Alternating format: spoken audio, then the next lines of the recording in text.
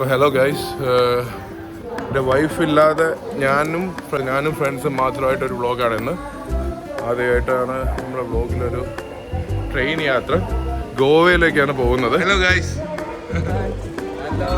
Excited ആണ് Goa trip. ഗോവയെന്ന് വെച്ചാൽ ഞാനും ഫസ്റ്റ് ടൈം, ആലിയും ഫസ്റ്റ് ടൈം, ഹരിയും first time. So we will see. AC coach നമ്മൾ ബുക്ക് ചെയ്തിട്ടുണ്ട്. ലാസ്റ്റ് മിനിറ്റ് പ്ലാനിങ് ആണ്. തക്കാലം ഇന്നലെ അല്ലേ ടിക്കറ്റ് എടുത്തത്?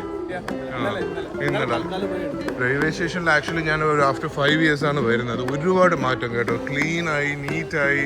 അത് കണക്ക് തന്നെ എസ്കലേറ്ററൊക്കെ വന്നു. ഭയങ്കര കിടിലമായി. നല്ലതല്ലേ? ക്ലീൻ ആയിട്ടുണ്ട് മൊത്തത്തിൽ. ഗ്ലാസ്സൊക്കെ തന്നെ ക്ലീനാണ്. വീഡിയോ ഒക്കെ എടുക്കാൻ. നീ എത്ര ആളായി ട്രെയിനിൽ യാത്ര ചെയ്ത്? 7 വർഷമായി. ഞാനൊരു 5 വർഷമായി. നീ 7 വർഷമായി. ഞാൻ ഈ ഫോണിൽ 17 Pro Maxൽ എടുക്കുന്ന ആദ്യത്തെ വീഡിയോ ആണ്. കൊള്ളായിരിക്കും തോന്നുന്നു. Train correct 9:15 സ്റ്റാർട്ടായി. നമ്മൾ വീട്ടിൽ നിന്ന് ഫുഡൊക്കെ കൊണ്ടുവന്നിട്ടുണ്ട് കേട്ടോ. ഹരിയുടെ അമ്മയും എൻ്റെ അമ്മയും ഉണ്ടാക്കി തന്നിട്ടുണ്ട്.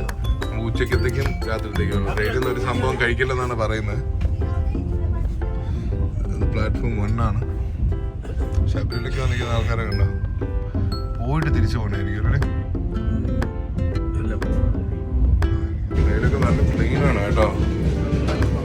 ഇത് മറ്റേ ഇന്ത്യൻ ക്ലോസറ്റ്, ഇത് യൂറോപ്യൻ. ടോട്ടൽ നമുക്ക് 5,500 റുപ്പീസാണ് 3 പേർക്ക് തക്കാലി ടിക്കറ്റിനായത്. കുറേ നാളായി സൗണ്ടും ഈ യാത്രയും. അങ്ങനെ ഗോവയിലേക്ക് പാടങ്ങളിലേക്ക് കാഴ്ചകളാണ്. നമ്മൾ കായംകുളം കഴിഞ്ഞിട്ടുണ്ട്. ഹരിത അപ്പുറത്തേക്ക് പോയി നിൽക്കുകയാണ്. എറണാകുളം എത്തിയപ്പോൾ ഓൾമോസ്റ്റ്. നേരത്തൊക്കെ ഇത് പിടിച്ചിട്ട് പയ്യാണ് പോണത്. നമ്മളങ്ങനെ ഷൊർണൂർ റെയിൽവേ സ്റ്റേഷൻ എത്തിയിരിക്കുകയാണ്. ഇവിടെ 20 minutes വണ്ടി നിർത്തും. വിചാരിച്ചൊക്കെ സ്പീഡായിട്ടാണ് പോകുന്നത് കേട്ടോ. ഇതാണ് AC ലെഫ്റ്റ് സൈഡ് വരുന്ന ഹൈവേയൊക്കെ. അങ്ങനെ ഷൊർണൂർ റെയിൽവേ സ്റ്റേഷനിൽ നിർത്തി. ഇവിടെ ക്ലീനിങ് ഒക്കെ ഉണ്ട്. ഇവിടെ 10 to 20 minutes നിർത്തുമെന്നാണ് പറയുന്നത്. നല്ലൊരു സൺലൈറ്റ് ഒക്കെ കിട്ടുന്നുണ്ട്. മോഹമൊക്കെ കഴിയൊന്ന് ഫ്രഷ് ആയി അല്ലേ ആലി? നമ്മളിവിടെ ഒന്ന് ഹരി ഉറങ്ങി ഓൾറെഡി. നമ്മൾ നല്ല ഫ്രഷ് ആയി അല്ലേ? സൺലൈറ്റ് ഒക്കെ കിട്ടി. ഇനിയിപ്പം അതോ വരുന്നു ഹരി. അങ്ങനെ നമ്മൾ ഗോവ എത്തിയിരിക്കുകയാണ്.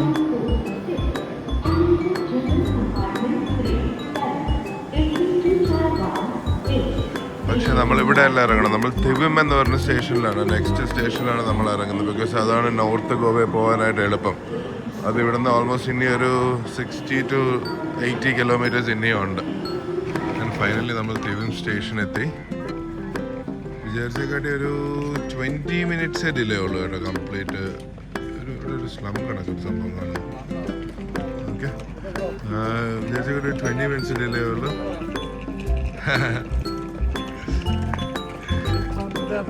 And he is a singer.